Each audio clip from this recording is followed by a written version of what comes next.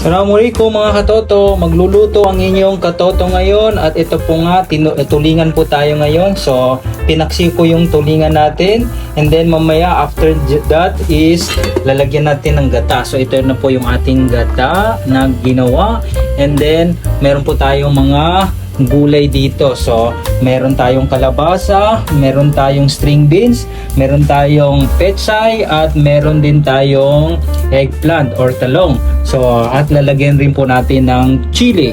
So, ayan, pulang sili. So, ayan.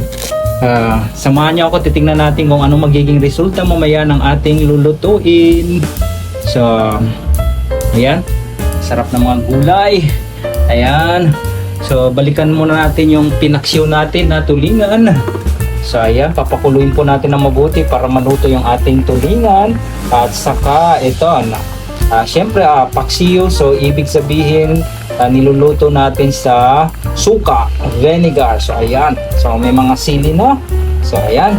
So, mamaya babalikan natin kung resulta ng ating lulutuing ginataang tulingan. So, ayan.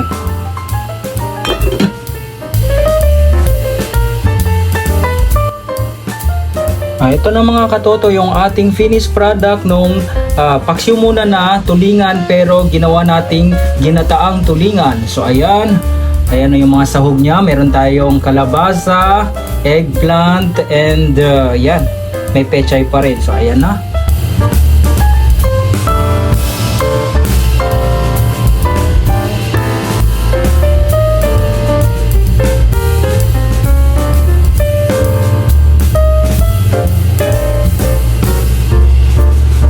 Tara, kain po tayo mga katoto. Ayun.